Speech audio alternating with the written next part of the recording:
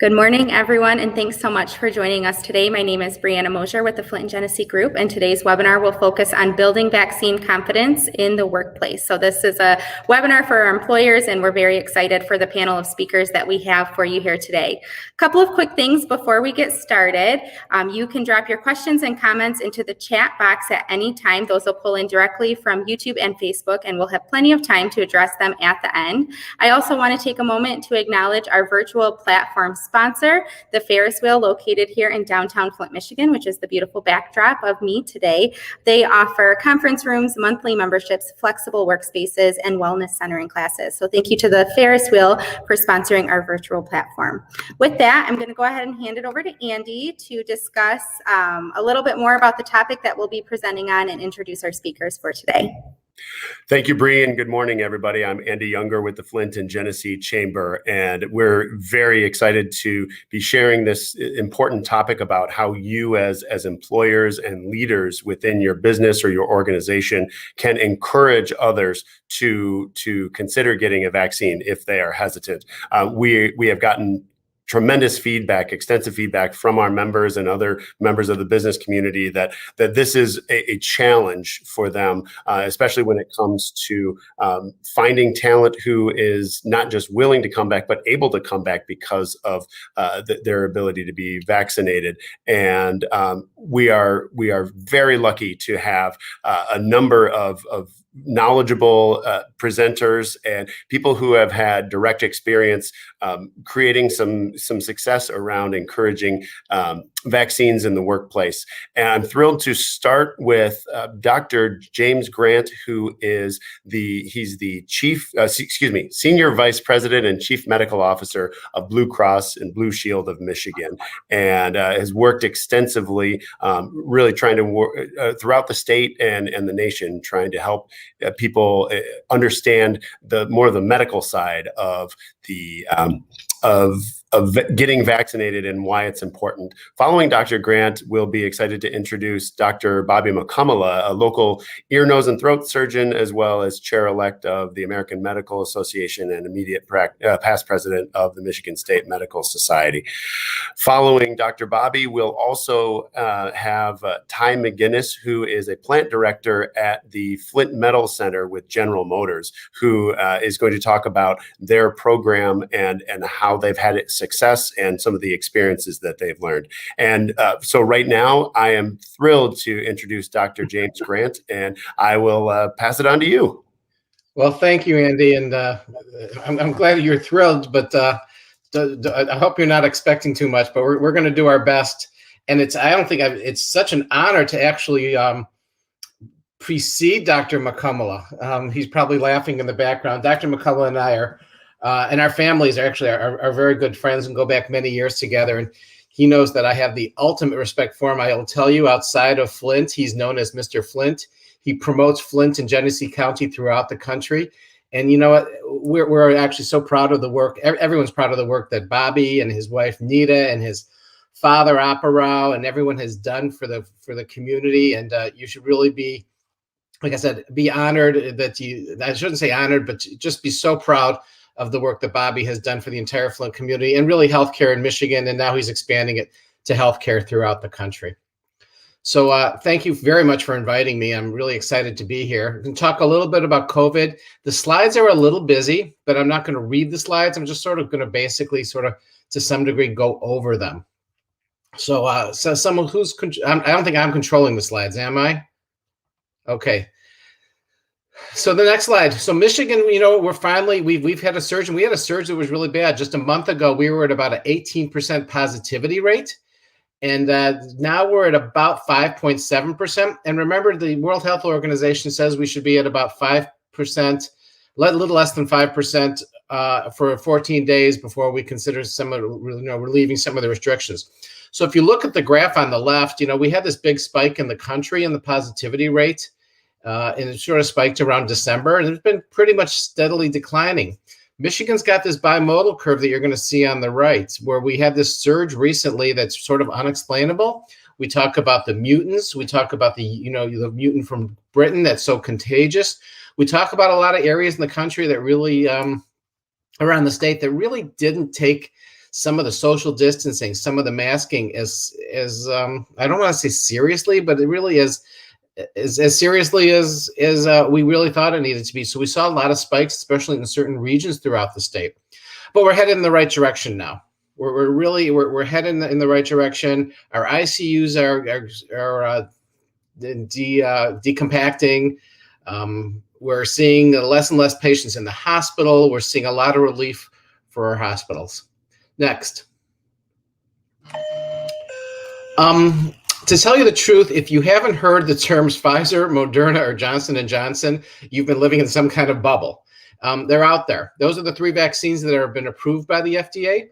Actually, they're all under what we call the emergency use authorization. We're expecting Pfizer's vaccine to be released very shortly for actually full authorization. What is the difference between them? Pfizer and Moderna are almost identical. Pfizer, you've heard, needs to be 21 days. Moderna needs to be 28 days. We were actually very, very compulsive in the very beginning, 21 days, 28 days. If it's 30 days, it's not going to matter. If it's 26 days, it's not going to matter. The issue is you got to get the second one. As you know, Pfizer now has been approved for those over 12 years old. As of this morning, I've heard that you're going to see Moderna also be approved for 12 and older, and that's going to come any day now. Johnson & Johnson, we've heard a lot about because we heard a lot about some potential side effects with Johnson & Johnson. It was taken off the market for a while. It was put back on the market for a while. It's a little bit different composition. The basic thing to remember was the risks that they were talking about, why they took it off. The risks really didn't bear out to be anything. And second, Johnson & Johnson is a 1 dose and done. It's not like Pfizer and Moderna where it's 2 doses and you got to get the 2. Because what the 2 do, and this is the basic question I get all the time, the first dose really primes your system to build the antibodies. Your second dose is what takes it across the finish line. So that's why it's so important. And yeah, you do get some immunity with just 1 dose. But you know what? You don't want to go that far. It's like just getting to the finish line and just not crossing over. You got to get the 2 doses. And we're really showing that the vaccines are incredibly, incredibly effective. Even with the surges, even with patients who had vaccines were positive. They were positive, but they weren't having symptoms, or they were positive and they had minor symptoms that kept them at home. We didn't see a lot of patients in ICUs that had the vaccine. We didn't see a lot of this really tremendous side effects. So that we're showing every day the vaccine, and I apologize, the vaccine works. Next. So you've heard a lot about the variants. So the variant that's affecting us the most, and one of the problems with live things and we're at home in a virtual world is the dog decides to burst through the door. But we'll get her out of there in a second. The UK variant, it's called B117. It's the UK variant. It has nothing to do with being British. It's just that's where it was first discovered. That's the variant that we've seen mostly in Michigan. Now, the variant originally, we just thought it was more contagious, not as, just same severe severity. We're seeing it actually a little more severe. The beauty of the UK variant, which is most of what we see, is the vaccine's effective for it. The vaccine's effective for it. It's effective for the South African variant. It's effective for the Brazilian variant. Now we see, down there on the bottom, we see some others. Remember when there's a big surge in California? That was a California variant, and that was why there was a big surge. So we see some of the variants. And why is this virus mutating? All viruses mutate. It's not unusual to COVID. So what you'll hear me sometimes refer to as the entry COVID-19, and that's what we were dealing with a year ago. And now we have a lot of variants. And what the boosters will do, once we get to the point, and we don't know where we are yet on the boosters will have components in them that address some of the variants that have come out. Next. So what's happening with our normal daily activities are resuming as soon as the public is more vaccinated, and that's why we got to get the public more vaccinated. Vaccinated people will be able to hug their relatives. Vaccinated people will be able to go in restaurants. Vaccinated people will be able to go to outdoor events. Vaccinated people are, they're in a different risk level, to tell you the truth. So you see the little thing on the right here. What are the things that vaccinated people can do? It can attend small indoor gatherings, and we're going to have as we reach, and we'll have a slide a little later, as the state gets more and more people vaccinated, we're going to be releasing more and more of these restrictions. So what don't we know yet about? We don't know how well some of the vaccine is going to protect other spreads. We don't know the length of protection, so we don't know, is it going to be 6 months before you need a booster? Is it going to be a year? Is it possibly going to be never? I don't think it's going to be never, but we don't know the exact cadence or it's just time periods of when you'll need to get a booster. And that's basically what we're looking at right now. So look at the left. Those are the unvaccinated people. These are what the unvaccinated people shouldn't be going to indoor movie theaters. They shouldn't be going to indoor restaurants. Vaccinated people can really resume a normal life, or a life before we knew it, before COVID. Next. So, you talk about the risks of COVID and how many Americans have contracted COVID and how many people will get COVID. Well, the chances of you being audited by the IRS are far greater than getting COVID after vaccination. The risk of having a heart attack are greater than getting COVID after a vaccination. The chance of you having twins is much greater. The chance of you of being hit by lightning and contracting a breakthrough infection and getting the vaccine with COVID are about the same. So the angst about, well, I still get COVID, it's about the same as being hit by lightning. That's how great the vaccine has been. That's how great the protection is that's offered from this vaccine. So I can't tell you how important it is that we get as many people vaccinated as possible. Next. So, what the downside is, do you remember in December, people were trying to jump the line. We were trying to figure out how to get vaccines to people. We were having to close clinics. So the demand far outweighed the supply. And people were standing online to try to get the vaccine. Well, now we're actually just the opposite. So we got everyone that wanted to get the vaccines got it.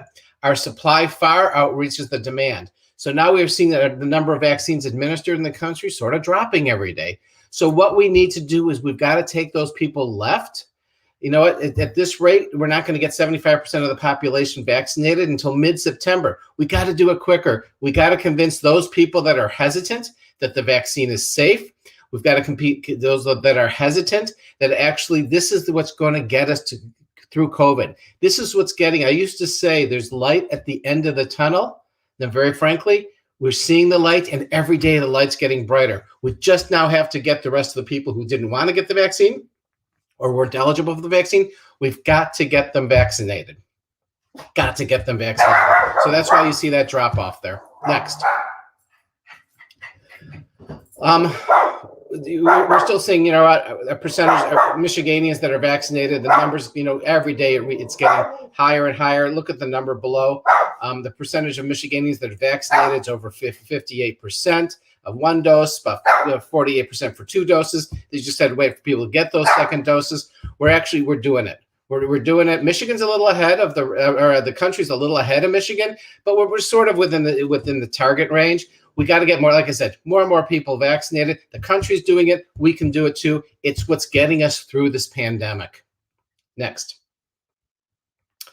In the beginning, look at the great work that's been done. So in the beginning of COVID, in the beginning of the vaccines, it was mostly given by hospitals, then local health departments, then pharmacies like Meijer and Kroger, et cetera. Now we're seeing just an explosion of people of entities that have really stepped up to the plate and are giving the vaccine. And remember, nobody should actually be paying for the vaccine. The federal government pays for the vaccine. Companies like Blue Cross Blue Shield of Michigan or any one of your payers, they're paying for what we call the administration of the vaccine. Nobody should get a bill for getting the vaccine. If you got a bill, it's either by accident. It's an accident and it's a mistake, and you need to call whoever sent you the bill and say, I shouldn't be getting a bill. No American should be getting a bill for getting the COVID vaccines. And hats off to our local health departments, given just under 4 million doses. Genesee County is going door to door to promote COVID-19 vaccines. Can't thank them enough for the work that they're doing. Hospitals have given over 3 million doses of the vaccine. I want you to check the graph on the left. Genesee County is about 45%. Got to get those numbers up. If you think about it, Oakland County, just to your south, is 61%. Grand Traverse, the winner in the state, they're at about 62%. So if I'm going to get any message across today, it's get out there and get the people in your communities vaccinated. Next. So Michigan's got about, like I said before, about 57% of our eligible population vaccinated. With the introduction of Pfizer over 12, with the soon-to-be introduction of Moderna over 12, we're going to see more and more. This is where we are here. We've already said employees can come back to work on May 24th. How important is that? That is incredibly important. It's incredibly important that we get our vaccinated employees back to work so we can get our economy moving, get people out of the house, back into the office, begin relationships, begin rejuvenating our businesses that suffered during COVID. When we get to 60%, we're going to increase our capacity of stadiums. When we get to 70%, we're going to lift all the orders. We have an order on the books now that we're at the rate we're going. Hopefully we should be there by July 1st, and we're going to lift most of the restrictions. Next. So what should you do to maintain employee safety? Excuse me. To maintain employee safety. Encouraging employees to become vaccinated. That's the one message I want to get out of there. You know what? For those, you can require mask wearing by employees and customers. And you can require those that aren't vaccinated to continue to wear a mask. OSHA's got guidelines. MyOSHA's got guidelines. And one of the things we've got to get through is this has been a really isolating time for our teams. American Psychological Association has said about half of adults are feeling somewhat uneasy about returning to work. We've got to show everyone it's safe to return to work. If you're vaccinated, it's for sure safe to come back to work. I know we've been living in this world of isolation. We have record numbers of patients with behavioral health issues, with depression, with anxiety, but we've got to come out to get that human connection back. That human connection is so vital to the work we do. And you know what? It's easy to say, no, don't have any anxiety. You shouldn't be worried. Don't be so depressed over this. Be sympathetic. If half our population is feeling some anxiety, we've got to do what we can to make them feel safe and to make them feel safe in the work environment. Next. So building a vaccine is as easy as 1, 2, 3. Vaccine confidence. We got to communicate. That's what we're doing here. That's what we have to ask that you do with your teams at work. Acknowledge the issues, be willing to answer their questions.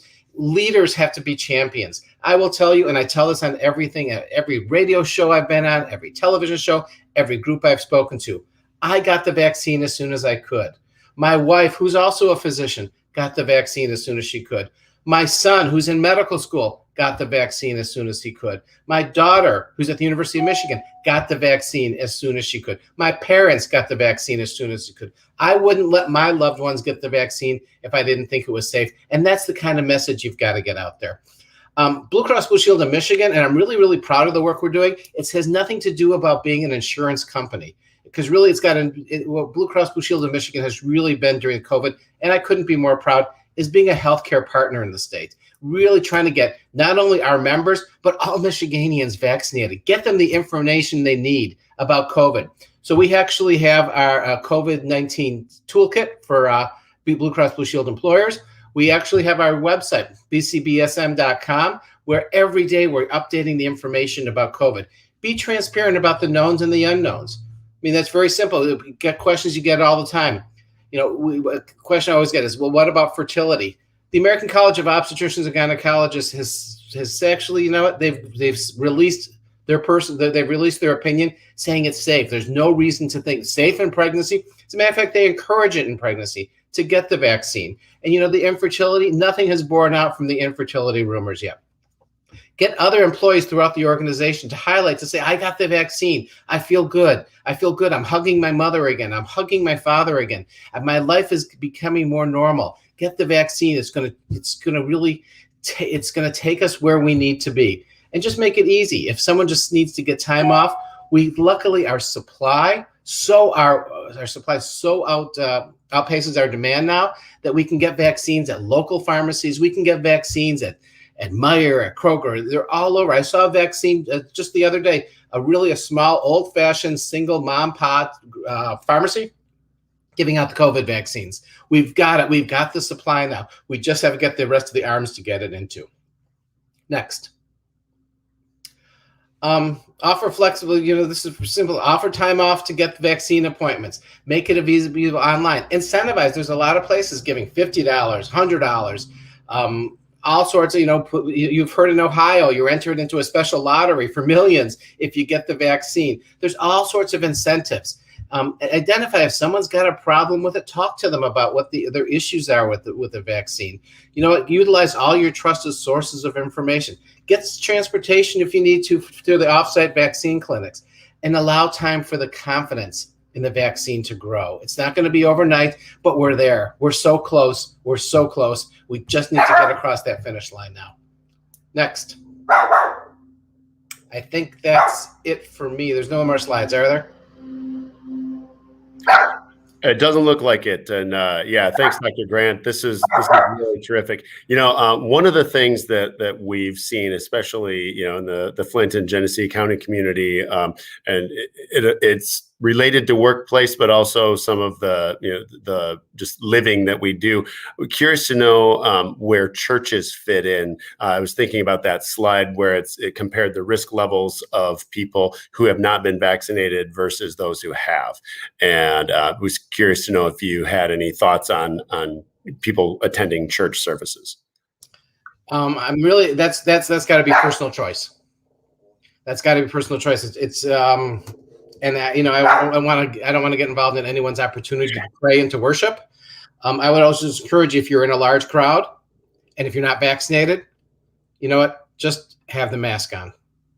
If you are vaccinated and you're worried, have a mask on. The risk benefit of wearing a mask is so small. Granted, I'm an anesthesiologist by background. I've been wearing a mask since my first day of residency. So wearing a mask, although the mask rule is off in a lot of places now, I still go in the grocery store with a mask. Frankly, it makes me feel better. What's the risk? There is no risk of putting on a mask. So I put on a mask. Do I understand if you don't want to put on a mask? I totally get it. If you're vaccinated, if you're not vaccinated, it's not fair to both yourself and to the others in the store not to put a mask on. That's great. That's great. And we're so grateful to not only have your personal expertise, but also the access that Blue Cross Blue Shield has to the sort of the big picture, the statewide and nationwide data. And we're so glad that you shared that. Do you see any kind of change is there a trend in the last few days within Genesee County? Is it going up or down, or is it holding fairly steady at this point? I haven't seen Genesee County specifically, Andy, but what we're seeing is we're seeing the problem is everyone that was clamoring for the vaccine got it, because that's why that number was up like that. Now we're just trying to get those that were sort of questioning it. We're trying to convince them to get the vaccine. So that's why our rates have dropped. And we're just doing that every push we can. You've seen television ads that came out from the state. Blue Cross is actually increasing our advertising campaign. We're going into communities. We're trying to reach people. We're trying to bring people in for the vaccine. We're doing everything we can. So is the number of vaccinated going up? Of course. Is the rate of vaccination going up? That's what we're working on now. Got it. All right. Well, this has been fantastic. Dr. Grant, thank you so much for your time, and really appreciate the expertise that you've lended. And one question, would any of these slides be available for us to share? And we'd be happy to post those. They're all yours. They're all yours. Great. We will make sure that those get shared as much as we can. So thank you. Okay. All right. Well, now I'm pleased to introduce Dr. Bobby Mukkamala. And as I had mentioned before, Dr. Bobby is a local ENT surgeon, as well as highly involved in not only local, all things local here in Flint and Genesee County, but also as to medical efforts. He is He's the chair-elect of the American Medical Association, as well as the immediate past president of the Michigan State Medical Society. Dr. Bobby, thank you so much for joining us, and would love to hear from you. Thanks, Andy. I appreciate the opportunity. It's great to follow Dr. Jim Grant. He was very kind in his introduction, but what he neglected to mention is that none of the things that you just mentioned that I've done would have been possible without Dr. Grant. Sorry, can't hear me well. Let me speak up. Would not have been possible without Dr. Grant facilitating all of those things. He preceded me as president of the Michigan State Medical Society, was instrumental in everything I've done at the American Medical Association, is still always lending me wisdom. So I appreciate that. And as you've heard, within his current role at Blue Cross, is an enormous wealth of information as it relates to COVID and vaccines and how we're going to respond. So What I'll start with is, I just wanted to share with you a message that I got while Dr. Grant was talking. And basically it just says, hey, Dr. M, I have a quick question regarding the vaccination, if you can answer it. Everybody I've talked to that's gotten the vaccine has told me how much the second shot was so much worse than the first. Why would there be such a difference? Is there that much of a difference between the ingredients between the first and the second dose of this vaccine? And it's just, and I mentioned that just to basically illustrate the things that are on people's mind. And this is somebody that's already gotten their first dose. And so that's an exponential increase as far as those people that are vaccine hesitant because they haven't even gotten to the point of getting their first dose. But it just goes to show you what's out there on people's minds. And the answer to that question is no, there isn't a difference between the first and second dose of the vaccine at all. In fact, we can use the same vial and use it for the first dose for 4 people, and then as the second dose for the next 6 people. And that's exactly how it's supposed to function. But it's a lack of information that then creates hesitancy about the vaccine. And so that's why it's important to have these conversations to sort of equip those people that are advocating for increased vaccine deployment in our community, in our state, in our country, with good information to sort of mitigate the misinformation that's out there. And a lot of the stuff I'm going to mention statistically is the same stuff that Jim mentioned, but, the initial demand, I mean, you've seen pictures of people lined up at local high schools and airports and churches, 1,000 to 1,300 people a day getting vaccinated, right? And those days are over. In fact, they've dismantled a lot of the structures that were put up. I used to volunteer at Northwestern High School, and there was a huge, and we did this starting in the winter time. So there were massive heaters and tents and drive-through things for the cars. A lot of you folks have probably gotten vaccinated at places like that. Those are essentially all dismantled now because we don't have 1,000 people a day coming. If I post something about vaccine availability, we'd be lucky to get 100 people on any given day to come and get vaccinated. So it's a marked difference where we are now relative to where we are or where we were with this. And so again, demand is decreasing. Just as another example of that, here in my office, we have Moderna Vaccine. We were lucky to get that several weeks ago. At the beginning, we were taking names and having people come in to get vaccinated. Now, if I open up a vial, I'd be lucky to, get 3 doses out of it and then end up wasting the other 7 just because everybody that we ask when they make their appointment about whether or not they've been vaccinated, most of the people that have not been vaccinated are refusing vaccine. The low-hanging fruit has all been plucked. And I think that's why you're seeing the projection of when we're going to get to that 75% sort of herd immunity statistic has changed from July to now in the fall that we might actually get to that number. And as Dr. Grant mentioned, in Genesee County, we're lagging a little bit behind the statewide average. We have 46% of Genesee County that's been vaccinated with at least 1 dose compared to 52% nationwide. And if you want to look at fully vaccinated, that number is down at 30-some%, like 35% of Genesee County has been fully vaccinated. And so, there's lots of continued resistance to vaccinations. Some of it, as you heard in the question that was just sent to me via Messenger, was just trust in the vaccine itself. And then that's worsened by misinformation. And sometimes that's, innocent misinformation, I would call it, just somebody believing that the second dose ingredients were somehow different than the first dose ingredients. But sometimes it's a malignant misinformation, right? So anybody that has taken any sort of biology class beyond high school biology, even including high school biology, knows that messenger RNA, mRNA, exists in the cytoplasm of a cell, right? It doesn't have any function inside the nucleus of a cell. Therefore, the theory that an mRNA vaccine is going to permanently mutate your DNA, that's what I would call sort of malignant misinformation. There is no scientific validity to that, and yet it continues to sort of propagate because of the engine that social media sort of provides. And some of it's political, and some of this is a religious objection. So again, all of this is just to illustrate that there's a lot of headwinds to people getting vaccinated. I'll give the example of, the Health Occupation Student Association of a local high school wanted to do a vaccination event to sort of educate people about things like this, that DNA exists in the nucleus of a cell, mRNA exists in the cytoplasm of a cell. This is why those things are different. This is why this vaccine can't mutate the DNA inside the nucleus. Just basically have that conversation and offer vaccinations. This is what the health students were going to do. And the high school, the local high school, basically had an uproar of a minority number of voices. Half a dozen parents basically said, if you guys do this, we're going to pull our kids out of the school. And so that got shut down. But that's exactly the reason that we're lagging at 46% versus our goal of 75%. It's this sort of either misinformation or deliberate sort of anti-vax sentiment that sort of burdens us with trying to get to that 75%.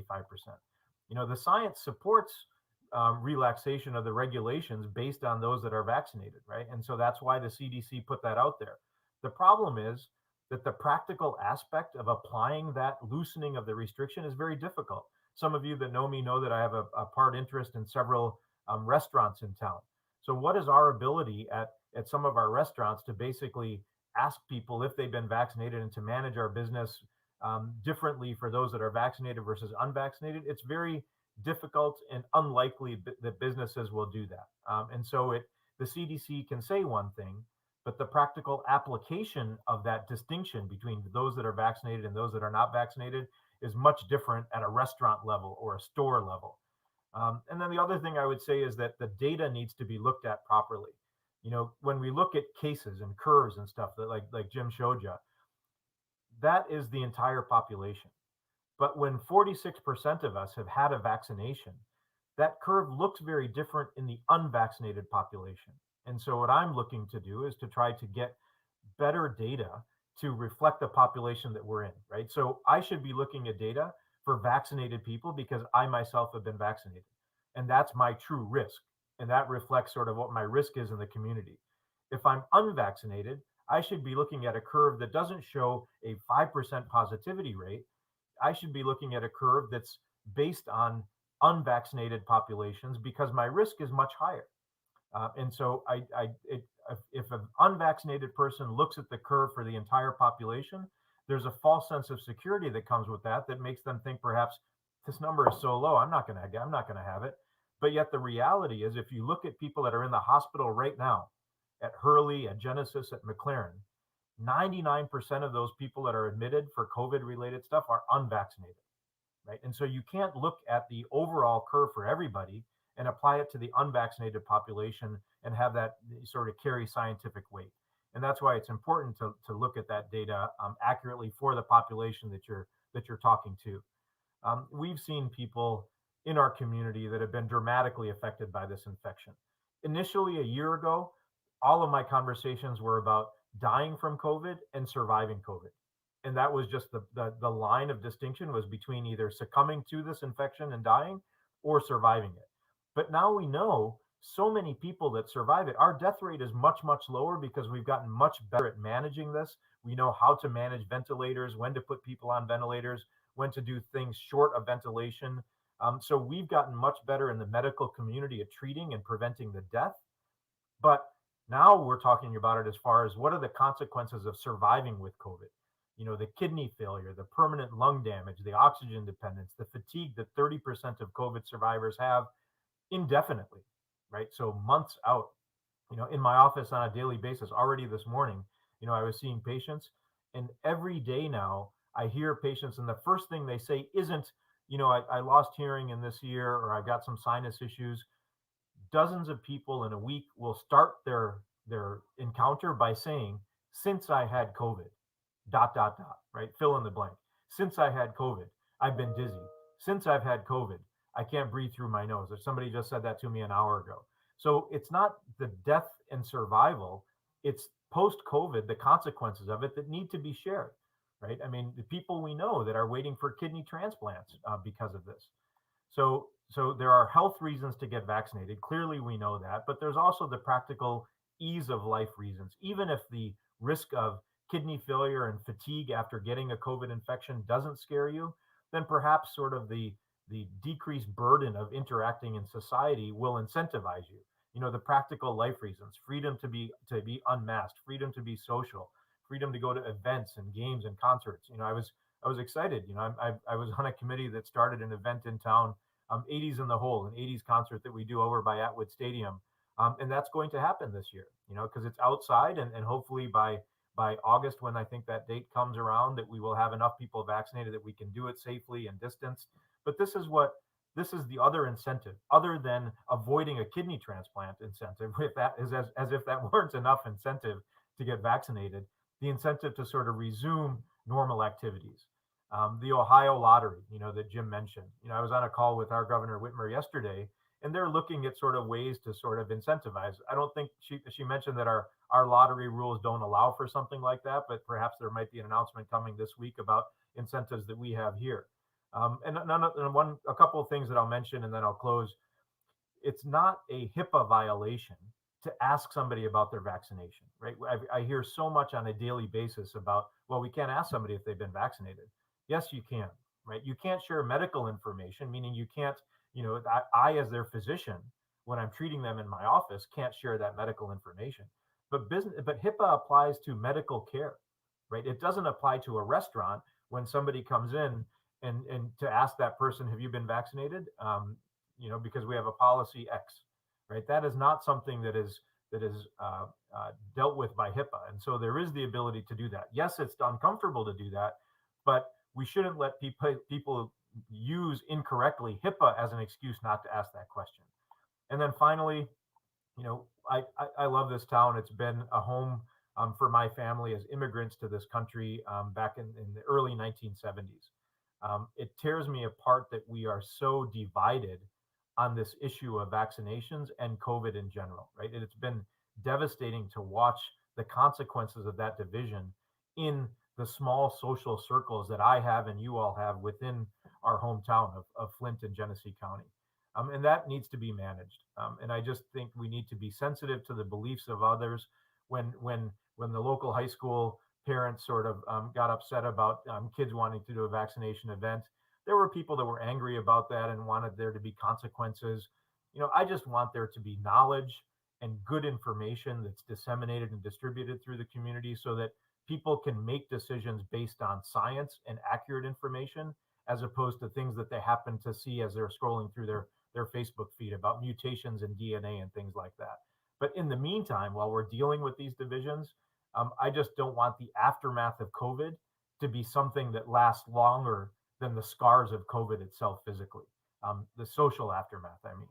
And so I'll stop there. Happy to answer any questions that come up. Bobby, thank you. This is really, really important information, really valuable. And what you were saying kind of it brings to mind something that I heard a CDC official mention, that when it comes to herd immunity is very local. So the idea, it's one thing to have sort of a nationwide or statewide herd immunity, but when you're talking about, where you live and where you interact with other people, that's when it really means that it needs to be local. And I think the same can be said for vaccinations, because that's, of course, a very important part of the herd immunity. Any thoughts on that on your end?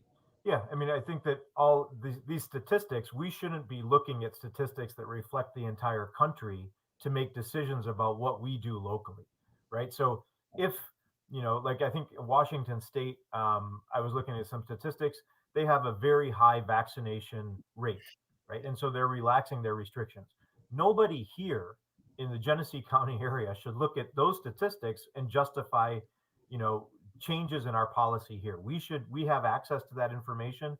The data is very robust locally through our county health department that's been working around the clock. I'll just mention gratitude for the Genesee County Health Department and their leadership and the rank and file there for manning in the cold of winter tents in local airport parking lots and high school parking lots to get people vaccinated and keep up with the demand for 1,000 and 1,300 people at the time. I will never be able to express my gratitude enough for them, and it's so under the radar. But I digress a little bit. But my point in saying that is that we have local data from sources like that should drive our decisions, and we shouldn't be misled by good or bad data from 1,000 miles away when making local decisions. So you're absolutely right on point there, Andy. Oh, great. Thanks, Dr. Bobby. And you bring up a great point of in not only recognizing the Genesee County Health Department and what they have done, but they're currently doing. And as we speak, today is May 25th. They are at the Flint Farmers Market today doing a vaccination clinic until 2 p.m. And if you can't make it today, all you have to do is Google Genesee County Vaccination, and their results, their schedule of where and when they'll be offering vaccination clinics comes. It's at the very top. So it's very easy to find where you can get your vaccine. And as Dr. Grant and Dr. Bobby, as you've said, it's free. You don't have to pay for it. It's whether you have coverage or not, it's covered. So that's really important. So I'll just mention one more thing, Andy, about supply. So, a few months ago, when we opened a vial, I wanted to make sure we had 10 people available to get it. I was on a call with Elizabeth Hertel from the Michigan Department of Health and Human Services, and I said, how should I feel about opening a vial and just using 1 or 2 doses out of it? And without even a second of hesitation, she said, go for it, right? She said, absolutely, you should do that, because that's 1 or 2 more people that are vaccinated than we have right now. And so it's not a supply issue. Those of us that have the vaccines, we are ready and available to do it 1 and 2 at a time, not 1,000 at a time, right? I mean, that would be a successful day. If I vaccinated 2 people today, I will sleep a happy person. Well, thank you, Dr. Bobby, for all your work. You really are playing a huge role in our county and as well as the state and getting more people safe and healthy. So thank you so much for that. And we've had some amazing perspective from the medical standpoint on why it's important to get vaccinated and also encourage your employees. But we also are very fortunate to have Ty McGinnis, who is the plant director for the Flint Medical Center. Sorry, Flint Metal Center at General Motors, and they have had some real success in encouraging their employees to get vaccinations. And so, Ty, I'd love to hand it off to you to tell us about how that worked. Yeah, great. Appreciate it, Andy. And I really appreciate following Dr. Grant and Dr. Bobby's information. It is some great information. And yeah, I guess the first thing, maybe to introduce myself, I was born and raised in Flint, went to Kettering as an undergrad, but then left the area for about 20 years overseas and down south, and came back to Flint Metal Center here in February of 2020. So you think about that. I hit here February 2020.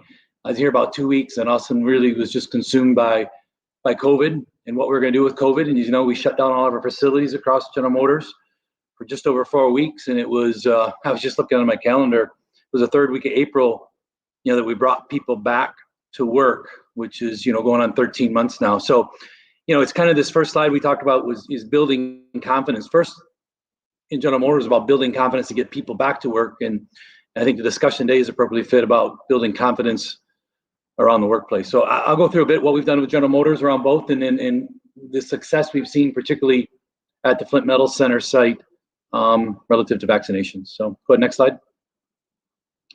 So the GM approach, really from the beginning, we created this playbook on how to handle COVID, and it just grew and developed and developed over time. And it was the original protocols about how to keep the virus outside of the plant, how to keep it from transferring within the plant, obviously based on the mask usage. And then if we did have a case identified, how the contact tracing was done. So that really was the basics of the playbook. We brought everybody back. We spent 90 minutes, every employee, before they got on the shop floor, going through, what General Motors playbook was to keep people safe. And the thing that really made me proud as the manager of the site is it really resonated weeks afterwards, how people felt safer here within our manufacturing facility than they did outside relative to COVID. So we've had an incredible successful journey relative to really no transmissions within our sites when the protocols are followed. So very successful there. So clearly now we're using this same playbook and same approach to go after vaccinations. So go ahead, next slide. So General Motors, we started this internal campaign, It's Worth a Shot, and it's been very, very visible within our communications. So what we have in General Motors for communications, We do have our own intranet site, right? So you go logging into your computers and you come up with Socrates is the name of our site. And it's just constant communications out there relative to COVID, trying to explain some of the facts, some of the science behind it, and then some of our approach. So clearly around It's a Shot is based on, hey, why we think it's safe, what you should do as an individual, and what's in it for you. And if you go to the next slide, here's some examples of some of our leaders. The first leader here is Dr. Hess. So he's our director of medical for the entire corporation, and he really has been instrumental in guiding us through the COVID pandemic, and he's been very public. And I'll show you a slide later, just regular videos with Dr. Hess and our head of manufacturing. But here clearly is Dr. Hess coming out very early, getting the vaccine to represent why it's safe. And again, when we do that, that's out on our internet sites. We've got each of our plants now have Facebook sites specific to the plant. We do communications. I do regular communications out there. And then our corporate comms can do things like this with Dr. Hess and the others. The other thing is across most of our plants, and definitely here, is we've got TV system, monitor systems that really every employee has access to while they're working throughout the day, and in their break rooms that help share these messages, often with subtitles to clarify. So here's Dr. Hess's message. As you go to the next one. So this is Mark Pervine. He's the guy in the orange in the center who's actually my current leader. He came out of Ohio, so here he is at a Browns game, but really talking about why it's important to him so he can get back to large public events. Next slide. Denise McDowell, who's currently our Vice President of Labor Relations, a Michigan, well, I was going to say Michigan native, spent a lot of years in Michigan now, but she talks about particularly for her family, for her daughter to be able to get back to school, and then for her 77-year-old mother to be able to get out and about, as her reason of why to get the vaccine. Next. So here's just some clips of, it looks like the last 5 videos, but on the left there is Gerald Johnson, who's our global head of manufacturing, and then Dr. Hess. They have done at least once a month video clips that have gone through, the whole journey of COVID, of before we brought people back, when we brought people back, and then the different, I guess rumors, or did a great job of addressing the questions directly. You see Gerald with his little script there, and he'd be asking Dr. Hess questions, and Dr. Hess would be given the medical information as well as his personal touches to it. So again, these would be played on our internet site, our Facebook pages. We send them out. We have them out on the video floor. So I would tell you, we also use it regular in staff meetings. We'd use them in all people meetings. We really use this just to share the common message across General Motors. And again, that was about dealing with COVID. In more recent times, it's now, okay, what about the vaccine? So next. So hey, for Flint Metals Center specific, we've been a bit more successful than other sites. If you go to the next slide, particularly around the vaccine. Next slide, Brianna. So we were able to achieve 85% registration for the vaccine, and I'm going to go through how we did that, and we are probably 2x of any other General Motors site. So obviously, I've done this pitch within General Motors about what we did, and then I'm glad to do it here with this group.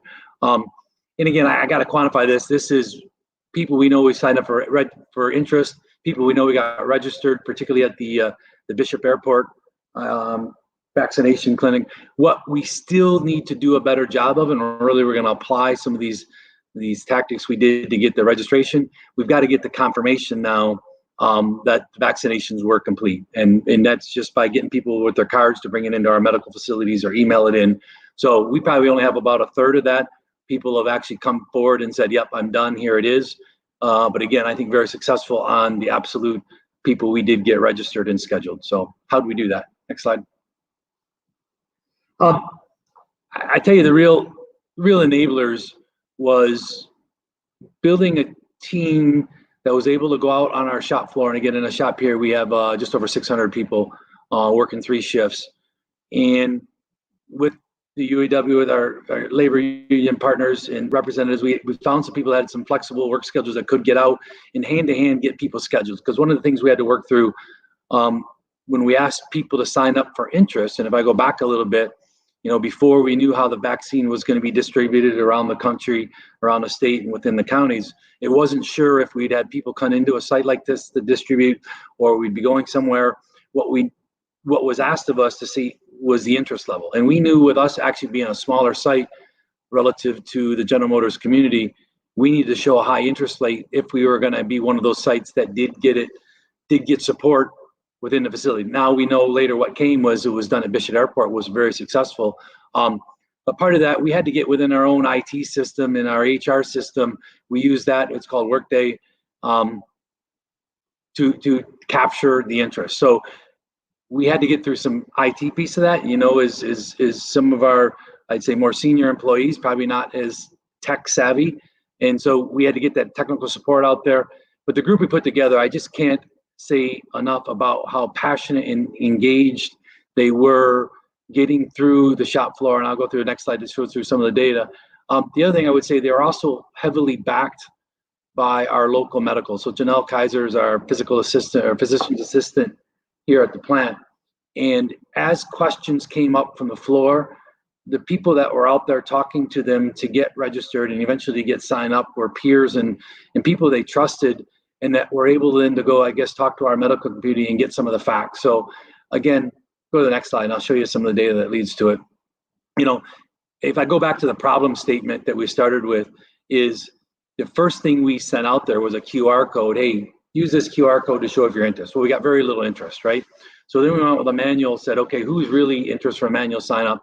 And then we say, yeah, there's significant interest out there, the 50%. I'll tell you, when we put this team together that went actually from across the shop floor, went team to team, had their own laptops, or even we use iPads in some case to help people get registered into their system, to then identify their interest, and then went back again once the Bishop Airport vaccination was available with that link, then we got people scheduled. And that's where we saw this increase, almost 75% of people that we got registered and scheduled. Then we were able to also document others that said they got the vaccine elsewhere. And so, I kind of use this dancing man effect. So I don't know if you've ever seen the video. If you want to go on YouTube, you Google it.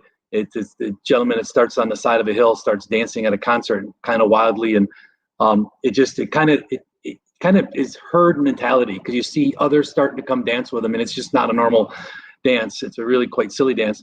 We end up with the whole hill dancing this way. And I think we were able to create that, I guess, herd mentality that obviously is trying to lead us to herd immunity here. So I think that's really the story to our success.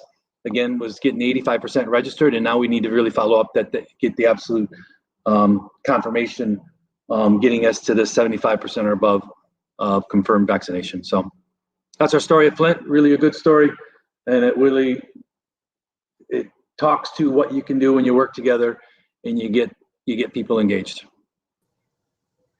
Well, Ty, thank you so much. I mean, I just absolutely love the highly personal approach, especially when it came to having GM's leaders share the why. Why is it important for them personally to get vaccinated? So it really just the leadership by demonstration is absolutely critical. So and that really is that top down approach, and showing that the leaders are willing to get the shot, and it's not just them telling other people to get the shot is really important. And so and then the execution approach, you have so many great tips in there on how, whether or not you're a big large corporation like General Motors or even a smaller one, you lay out some really helpful step-by-step thoughts and approaches. So thank you so much for that. It's really valuable. So